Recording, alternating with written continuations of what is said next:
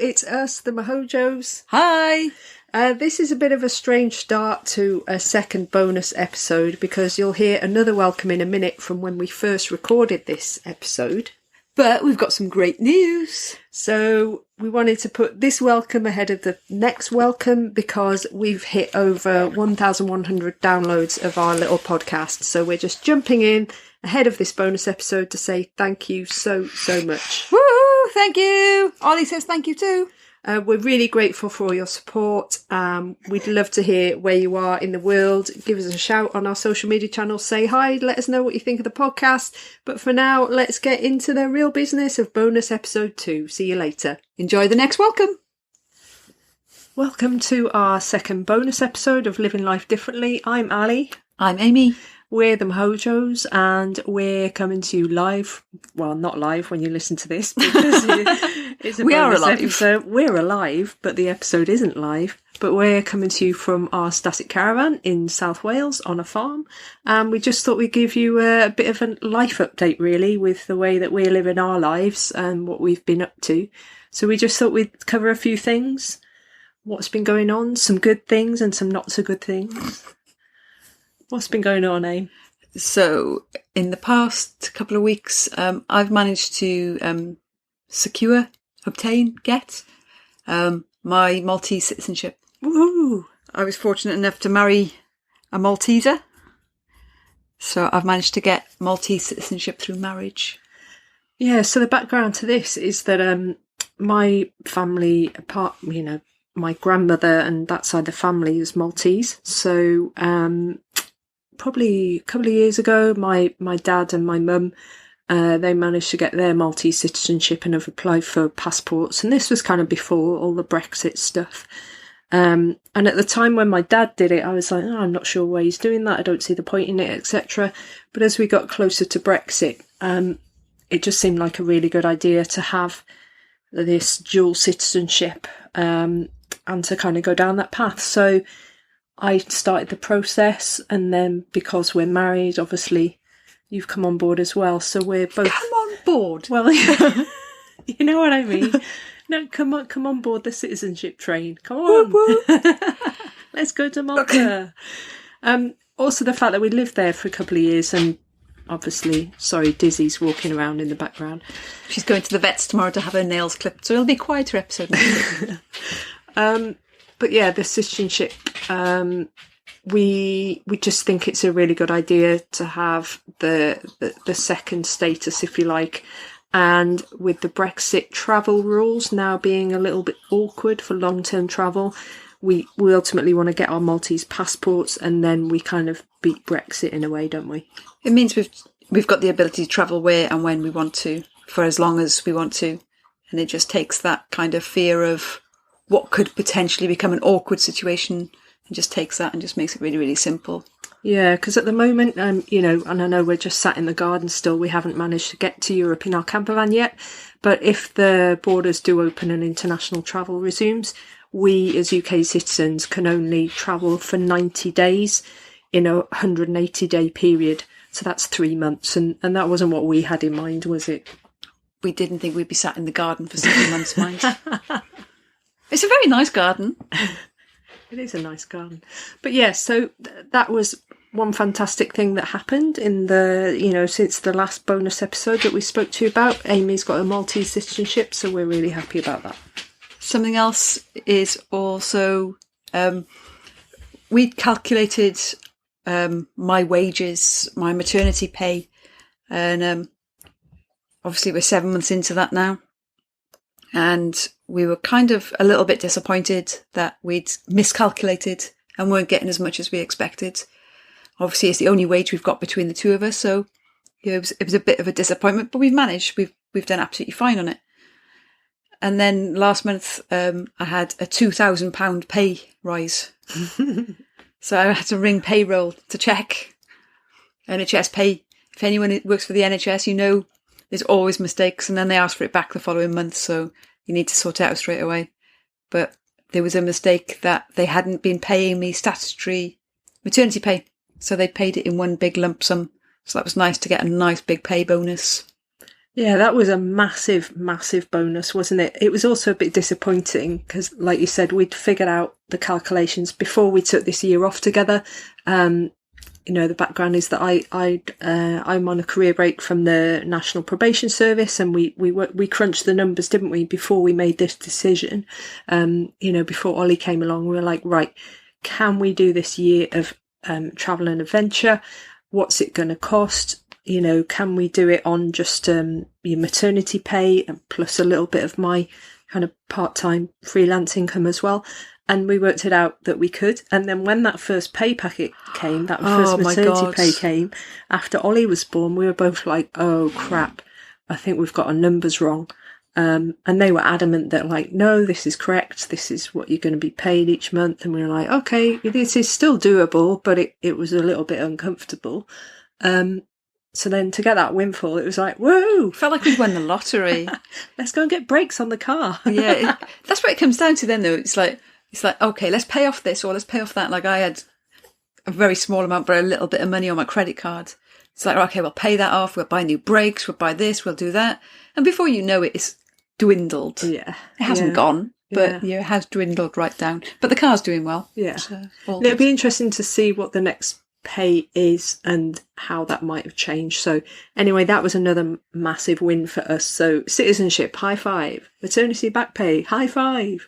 And then the other thing that's happened since we spoke to you guys last on a bonus episode is the fact that lockdown rules have been eased in Wales. So that meant that we could basically travel anywhere in Wales, whereas we've been restricted so far to, first of all, the lovely garden. First of all, it was stay at home, and then it was stay local, and then there was this kind of 5 mile rule. Yeah. So we were really quite strict with ourselves with that. We didn't break it unless we had to go somewhere further afield to get something specific. And then Wales kind of opened and we decided to go on a trip. We decided to go on a campervan adventure. So any of you that know us know that we're usually quite spontaneous. It's like we get home from work on a Friday afternoon. It's like, right, throw some clothes in the van and we drive away. So Ali believed that we could just do the same. So she woke up in the morning and was like, right, let's go. Only problem was that the van hasn't been anywhere for 3 months. Quite a while, yeah. So the van decided it didn't want to play. It was a combination of things, really. I think I got really excited because the rules have been relaxed. We've been waiting all this time to actually go somewhere, and there was a brilliant weather window coming up. So it was forecasting 20 degrees, which might not sound a lot to some of you who are listening in much warmer climates, but for us that was like shorts weather. Tropical. So I definitely got very, very excited and thought that we should pack the van, we should head off, even if it's just for a couple of days, let's get going. So I think it's fair to say you took a bit of convincing. I had a full-blown strop. There's no other word for it. The "are you being serious" conversation went on. It's just like, we can't do this now. The van's not ready. So your famous words. What's the worst that could happen actually came out of my mouth. And that was before, I left the caravan to go and start packing the van and stuff. So what's one of the most important things when you want a vehicle to go somewhere? Oh. Is it A, let's make sure we've got beans in the cupboard? Yeah. What else were you playing with? Well, I decided to clear out the back. Yeah. You decided that the drawers in the back needed sorting out, yeah, which had absolutely no help to us whatsoever. It's full of bike bits and tools and stuff. I feel like you're still a little bit kind of sour about the experience. Anyway, let me tap you on the leg and calm you down a little bit. So yeah, when I said the words, what's the worst that could happen, I didn't realise that actually there would be terrible things that did happen. So after I'd spent about an hour and a half basically peeing around the van and doing unnecessary things. Yeah. Well, at the time they seemed necessary to me anyway. So after I'd done that bit, Amy suggested that maybe I should start the van to see if it actually does go. And I was like, really? No, it'll be fine. Don't worry about it. Oh, but it's been stood all these months. I'm like, no, I've got every faith in it. All right, I'll go and do it. I'll go and start it. I'll put you out of your misery.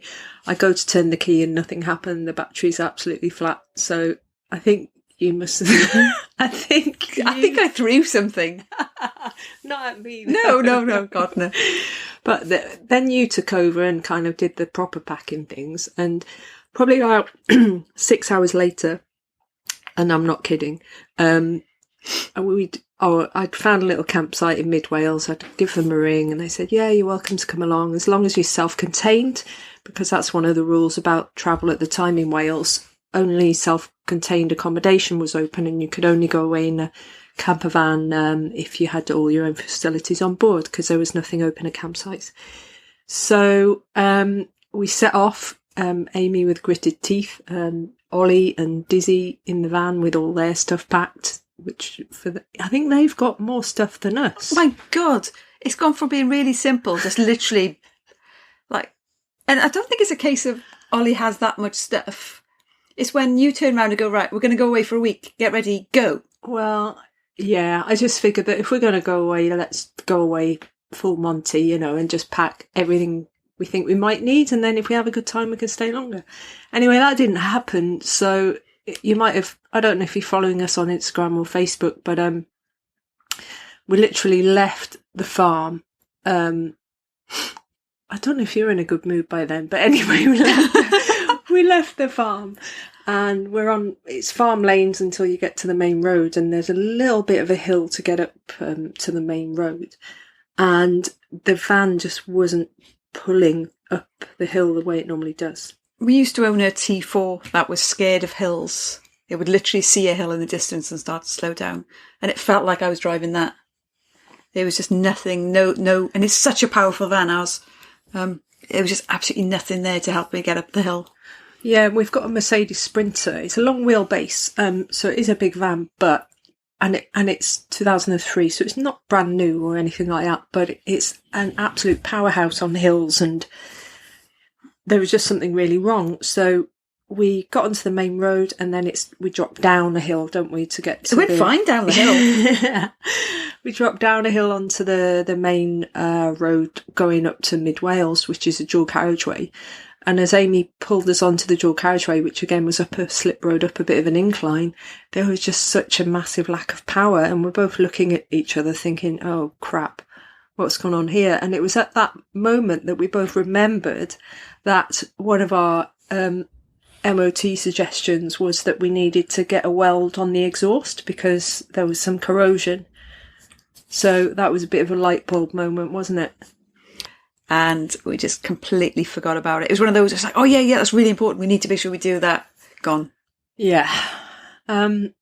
So we drove up this dual carriageway for another few miles, and there was that, should we carry on? Should we not? Should we go home? Should we not? And it was just obvious that there was something really wrong with the van. So we ummed and ahed about it, and then we probably got about 8 miles, I think, from home, 8 to 10 miles, and then decided to turn around and come back. Texted our friend Owen, who's done some work on the campervan before, absolutely brilliant guy, and he was like, hey, bring it over, I'm outside my house now, I'll take a quick look at it. So we get there, he gets under the van, press the accelerator, and there's this massive cloud of exhaust smoke coming out of the exhaust, which was just like, we're stupid, we should have got this fixed. Well, you could hear the turbo whirring, so we knew it wasn't the turbo, and then obviously we've got these big clouds of smoke coming out of the exhaust. So I was like, oh, okay, we've gone buy a new exhaust. It'd gone beyond the point of welding. So we got the exhaust the following day. Yeah.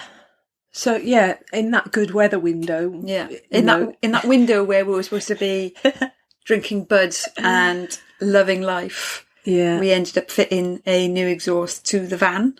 Yeah, so you were under the van the following day with a new exhaust. I was handing you various spanners and bits and bobs. Ollie's in his little bouncer. Dizzy sat there sunbathing and loving life. And we're covered in oil, grease, dust, rust. But anyway, the job got done. The job got done. It was, with a few phone calls for support and advice, managed to do it. And we do a lot of jobs on the van, and we have done on our vehicles as well. We're not shy about getting our hands dirty, and I love that. I love, attempting to do stuff ourselves. So that was the following day, I think. By the end of the following day, decided to take it for a test drive. Was like, fingers crossed, this has fixed it. It should have done. There's no holes anywhere. Took it for a drive, and that same hill, just a couple of miles out from the farm, and there was that same loss of power. So took it for a loop and back to the farm, and it was just the same problem. So we're both like, oh crap, this has gone really wrong. So again, we got back in touch with Owen, and we were just like, we need help. There's obviously an issue. So because we'd fixed the exhaust now, we couldn't hear the turbo, which was really annoying. And so he just kind of had a little look around, had a little fiddle, went to pull the hose off the turbo, and then saw this massive crack, like a split in the rubber hose. Literally just snipped the end of the hose off, popped the hose back on, and you could hear the difference straight away. So there's a massive hill around the corner from where he lives, and it flew up there in fourth gear. So it was fixed. It was like giving birth to him again. He was away. High five for the van being fixed. But then, with our little tinkering and pottering around, just checking that everything else was all right, we discovered that the door wouldn't open. The door wouldn't close. Well, the door was an issue that we knew that there was a problem with, but we kind of hadn't gotten around. Oh, it was one of those things that we were like, we just can't figure out why it's broken. So that was really frustrating. So then we really delved into it then. We were like, look, we're not going anywhere anytime soon. We need to sort this out. And also, I think you discovered that the tap on the sink wasn't working either. Well, I thought, right, we're doing this now, so let's kind of almost do like van checks to see, gas, is that coming through? Is that working? Have we got sufficient gas? Water, have we got sufficient water? Is it working? And kind of just try and go through everything, go through the heating system, go through absolutely everything we can. So then, we discovered that the water pump wasn't working for the sink. Yeah. So, well, what did we do for that? So we knew that a fuse had gone on it before, so we tried to change the fuse and that didn't work. So we ended up buying a new part and we fitted that just the other day when that arrived. So that's that job done. That's ticked off the list. And also we ordered a new sliding door side opener, if that's the word. It was the plastic bit on the inner handle of the sliding door anyway. That was a little bit cracked and it was just enough to allow us not to be able to lock or open the sliding door properly, which is kind of essential, really. But it was broken from the outside as well, wasn't it? Do you remember? Yeah. The door was really stiff and the handle wasn't working. We ended up having to take the inner door card off. Yeah. To use the proper mechanism rather than the handles to get in and out. It was an absolute nightmare. So that's another job fix. So this is quite an interesting conversation actually to reflect, because although it was really bad when we tried to go off on our little adventure and it felt like just terrible, we've actually... Ollie's awake. Babe, Ollie, it's okay. Hey, come and join us. Come and join the party. Hiya, baby. So, yeah, even though that day felt horrendous with everything going wrong, reflecting on how we've used the time now, even though we haven't actually been anywhere away on a little vacation, we've still managed to do some great fixes to the van. The other thing to mention probably, you might have seen our dog Dizzy. She's a border collie, a sheepdog. About a year ago, she got diagnosed with diabetes, which was really weird. She just took a sudden downturn, didn't she? Yeah. She's about 13. Yeah, something like that. So we rescued her. She's been with us for 11 years. Yeah, it's got to be, yeah. Yeah, got to be 11 years. She is our firstborn. Anyone that knows us as, Amy, Ali, Dizzy, and obviously now Amy, Ali, Dizzy and Ollie. She is part of our family and comes absolutely everywhere with us. Part of the reason that we've got the camper van is so that Dizzy has the ability to come away with us wherever we go. She loves the Tour de France and hanging out with Ellie in the French Alps. Yeah. So she's looking forward to getting to Portugal next. Yeah, she also came with us when we went to live in Malta, so she made the overland trip with us in our car. She lived with us there for a couple of years, and proper little adventure dog. So when she took a downturn, we noticed that she was just really tired, and on walks she was falling behind, whereas normally she'd be the leader of the pack. She'd be the one, blazing the trail and kind of being like, come on, mums, I'm waiting for you. And she started drinking lots more water. She started urinating more, and the vet discovered that she's got diabetes, which apparently older dogs can get just for no reason in particular. She has a really good diet, she's not overweight or anything like that. So we've been struggling with her recently as well, which hasn't been great, but she's on twice a day insulin. We've been managing that. She's been a bit ropey the last few weeks, and that's really worried us, hasn't it? But hopefully she's going the right way now. It's weird how she kind of went from being literally the fittest dog, mountain climbing with us, literally would walk for 7-8 hours a day with us, no problems at all.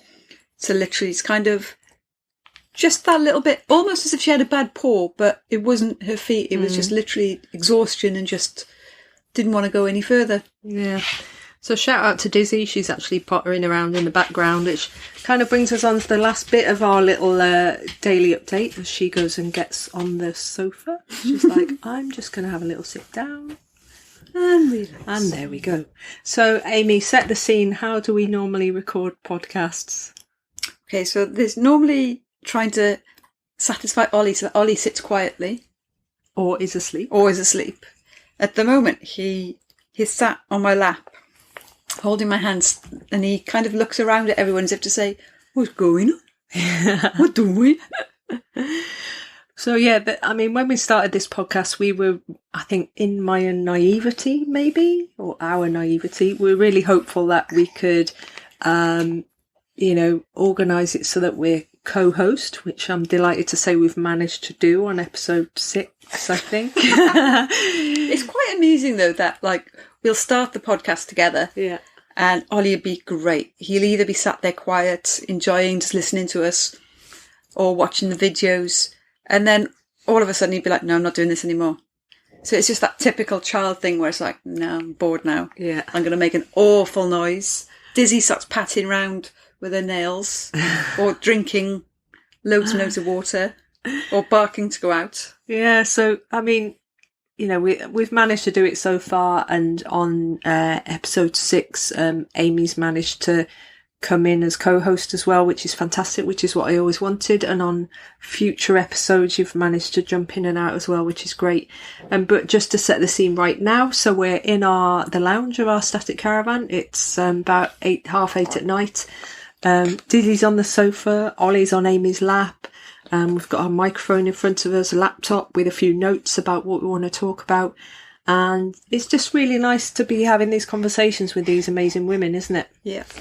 It feels like it's an opportunity for us to kind of share our story, but we're learning a lot from all the people that we're talking to. And we're hoping just to inspire people and just give people a little bit of positivity during this time. We're not saying, that our lives are better or great, or we're just saying that we're doing things our way. And that's what this podcast is all about. It's just living that little bit different and enjoying what you do. Yeah, definitely. We didn't think that we'd end up in this kind of living situation, or, be kind of yearning to travel in our van and hopefully, make a bit of a life on the road as well. I want to make a life on the road. I think both of us have had past experiences of travelling and of different changes in life that have kind of both brought us to this point together, I guess. Absolutely. I think obviously we've both done our fair share of travelling, but I think this past 18 months with COVID and lockdowns, because I was pregnant with Ollie, and I work in anaesthetics. I got put off work because it wasn't a safe place to be. And so I've been off work for quite a while, and I've personally found it really hard to not be there to support my colleagues. And then I look at Ollie and then think, that's the most important thing. And between us, we're doing the best we can to be the best parents we can be for him and bring him up hopefully to be an independent young man. Yeah, and I think having this year off together has been a massive bonus, for being parents together as well. I remember, that 2 weeks paternity leave that I took in work before he was born. Well, no, I think he was late, wasn't he? Yeah. So my paternity leave started before he was born, but then he was born, and then I had the paternity leave left, and then my unpaid career break started. But I remember thinking, when my paternity leave finished, I remember thinking, oh my God, in my normal life, I'd be going back to work now, and you'd be at home on your own with him, and I'd be gone for 40 hours a week kind of thing. And that felt really weird. So it feels brilliant to have been able to have this year off, even though it's not quite panned out as we'd have hoped. Anyway, just to finish off, we thought, talking about podcasts and the way we're doing it and our setup and stuff, we thought we'd leave you with a couple of outtakes, because it doesn't always go to plan, as does life. That doesn't go to plan either. So we thought we'd let you have a listen to a couple of outtakes. So enjoy those. Make sure you're not sat on a bus or on a train, because we will make you laugh. Hopefully. Outtake number 1. Hello and welcome to the Living Life Differently podcast. We are the Mahojos. I'm Amy. And Ali's lost the plot. Oh God, I need to stop. Right. Start again. Hello and welcome to the Living Life Differently podcast. I can see where's your stomach going. Oh God.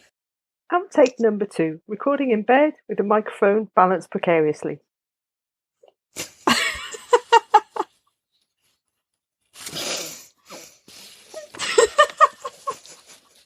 I don't know how to say hello. What? Right, okay. Deep breath. I can do this. Hello and welcome. You're squeaking the bed. We should keep this for an outtake for one of our bonus episodes. Oh, crikey. Right. Okay, we've got this. Yeah.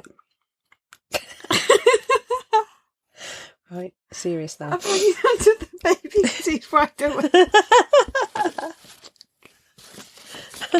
Just sat there watching me. I can't look at him. Stroking his head. Oh my God. Oh, please. That's the end of the outtakes. Back to the serious stuff.